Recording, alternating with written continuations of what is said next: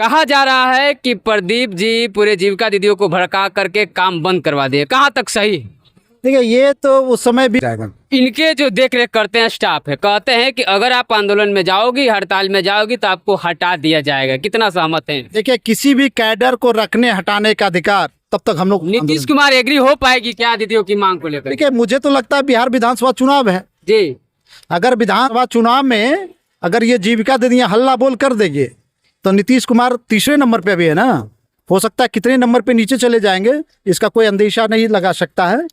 इसलिए लगातार जिस तरह से जीविका दीदी हड़ताल पे हैं, देख रहे हैं आज जो है सारे जीविका दीदी पहुंची हुई है किला के मैदान बक्सर में, और लगातार इनकी मांगे है कि इनको जो है 25,000 मानदेय दिया जाए। दीदी तमाम लोग यहाँ पे जिस तरह से आई हुई है, और जिस तरह से कहा जा रहा है कि यहाँ पे मौजूद हैं प्रदेश अध्यक्ष प्रदीप सर। हम जानेंगे वाकई लोगों का आरोप है कि जीविका दीदियों को भड़काने का सबसे बड़ा काम करते हैं प्रदीप सर। एक सवाल होगा सर, सबसे पहले स्वागत है आपको जनबोल खबर में। जी धन्यवाद। कहा जा रहा है कि प्रदीप जी पूरे जीविका दीदियों को भड़का करके काम बंद करवा दिए, कहाँ तक सही? देखिए ये तो उस समय भी चलता था जब देश स्वतंत्रता आंदोलन चल रहा था, उसमें भी अंग्रेज जो थे, ठीक है ना, वो भी उस समय कहते थे कि हिंदुस्तानी गलत कर रहे हैं। तो आज भी प्रदेश में जीविका के कार्यालय जो राज्य स्तरीय कार्यालय है उसमें गोरे अंग्रेज नहीं काले अंग्रेज हैं। वो जो भी आंदोलन चल रहा है बिहार की आधी आबादी के अधिकार को लेकर, उसके बारे में गलत भ्रम फैलाने का काम वो करेंगे। आंदोलन को डाइवर्ट करने का ये काम सदियों से चला रहा है। जब भी कोई आंदोलन होता है उसको डाइवर्ट करने का प्रयास किया जाता है। उसके लिए सबसे बेहतर तरीका अपनाते हैं कि जो उसका लीडर्स हो, जो नेतृत्व करता है, उसको बदनाम करो।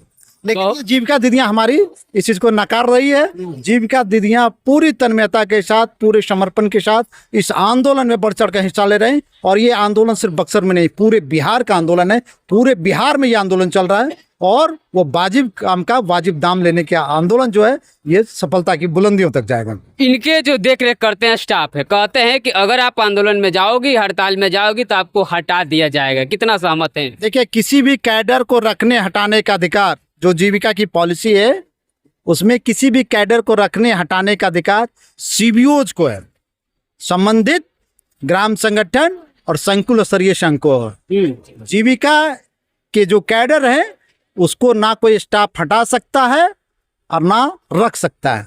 रखने का काम भी सीबीओज करती है, दैट मीन्स ग्राम संगठन और संकुल स्तरीय संघ। हटाने का भी काम वही कर सकती है और वो भी हटाने का काम करेगी। उसके लिए एक प्रोसेस है, उसको बोर्ड ऑफ डायरेक्टर में ये निर्णय लेना पड़ेगा। कोई भी व्यक्ति डायरेक्ट अपना एक चिट्ठी निकाल के उसको नहीं हटा सकता।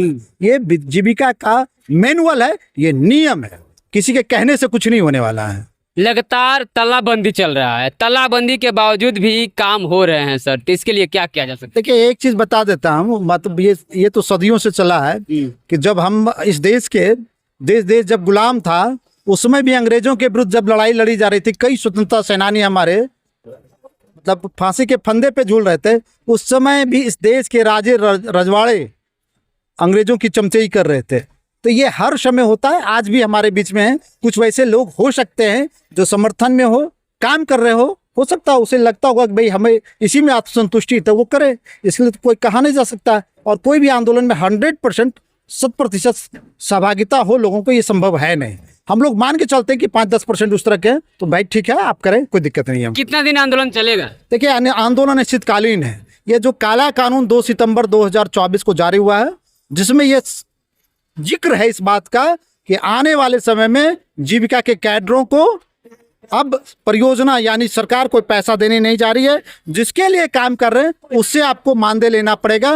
मतलब हम लोगों ने इसे काला कानून नाम दिया है। और काले कानून में जिस चीज बातों का जिक्र है कि आने वाले समय में जो कैडर कार्यरत है उन्हें कटोरा लेके भीख मांगना है, इसकी जब तक वापसी नहीं होगी तब तक हम लोग आंदोलन में चलेंगे। किसानों का आंदोलन कितना दिन चला जान रहे हैं, बड़े बड़े आंदोलन लंबे समय तक चलते हैं।